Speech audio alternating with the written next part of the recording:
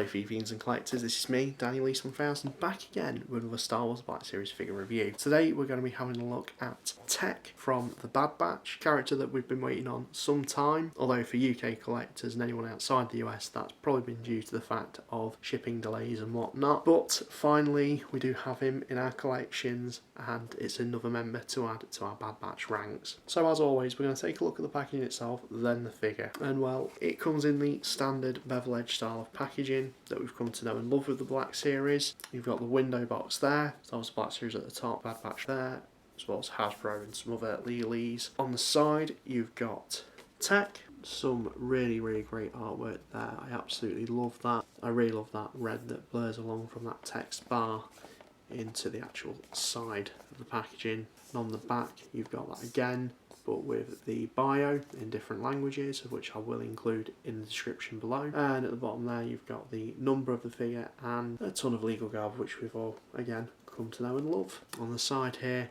nothing much really going on other than Star Wars the Black Series at the top, nothing there, and on the bottom more legalese. So that's the packaging out of the way and done with. Let's take a look at the figure itself, of which is just here. And I have to say, there are a couple of little gripes I have with it, and I did have my initial reservations, of which we will discuss in this review. So in terms of Tech as a character, he's the whiz kid, the hacker, fixer type, the one to sort of outthink and smart a situation, and his costume in the show is really quite intricate, and for Hasbro's worth, I think they've pulled it off really well here. Although granted, they have skimped out. When it was first shown, they had pictures of it without the helmet on.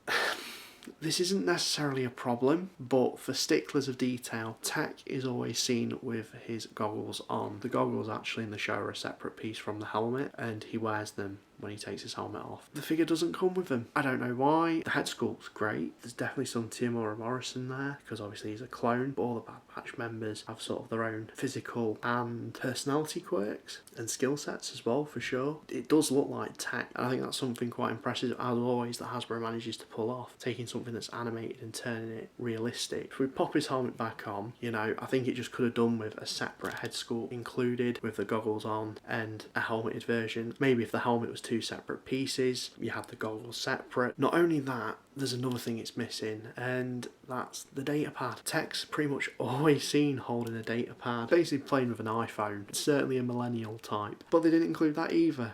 Instead, accessory wise, if we go into that, he comes with his helmet.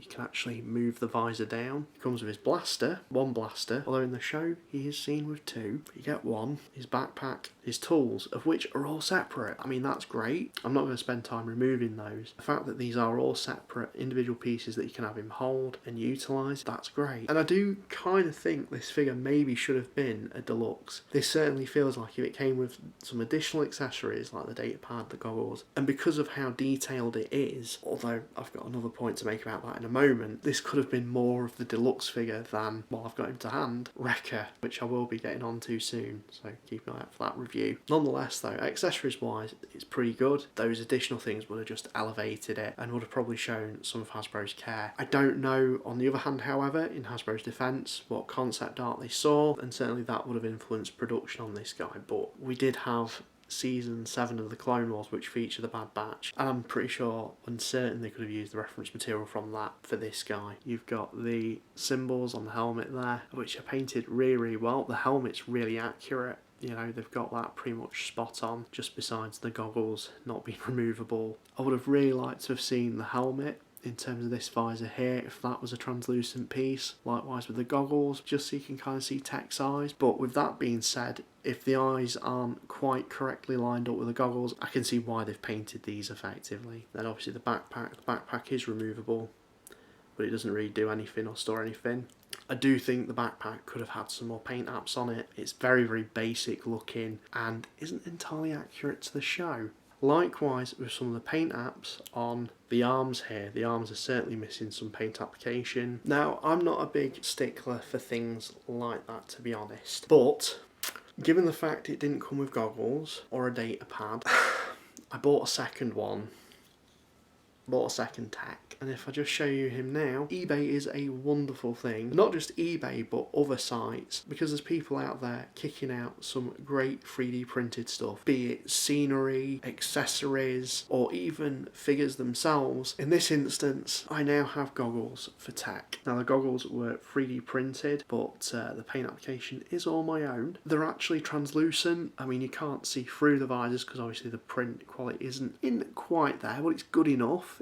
I'm happy with it. So I've done a very thin coat of yellow paint on the goggles, bit of a dry brush of silver on the actual straps, and the sort of torch flashlight thing there as well. And his data pad, which again 3D printed, painted up, fits in quite nicely. Now not only that, bit of a spot the difference here, because I looked at some of the reference material on Tech Online from the character models and whatnot, and I thought, you know what, I'm just going to go that little step further. I don't normally do it because, again, like I said, I'm not the biggest stickler for detailing and whatnot, but like I said, some little features and detailing were missing off this guy, particularly on the backpack and the arms. So what did I do? This is the original one, the one that you'll get when you buy it off the shelf. And then this is the one that I've painted up. The pouch that's on his shoulder there in brown. I've also added the red striping on the arms. Then on this side, same sort of deal. And I've also added a blue detailing just in there as well, which was omitted on this version for some reason. So pretty chuffed with how he's turned out. It's a bit more accurate than the one that Hasbro did, but I don't want to discredit Hasbro because I think they've done a great job. In terms of his articulation, he has a ball jointed head, ball jointed neck, so he can look even further down, butterfly joints, ball jointed shoulders, ball jointed elbows, ball jointed wrists, ball jointed torso, ball jointed hips, ball jointed knees, and ball joint ankles with the rocker joints. So you can get this guy in some really good action poses. So yeah, that's Tech. He's not quite perfect, but he's solid. He's solid enough as a figure in hand.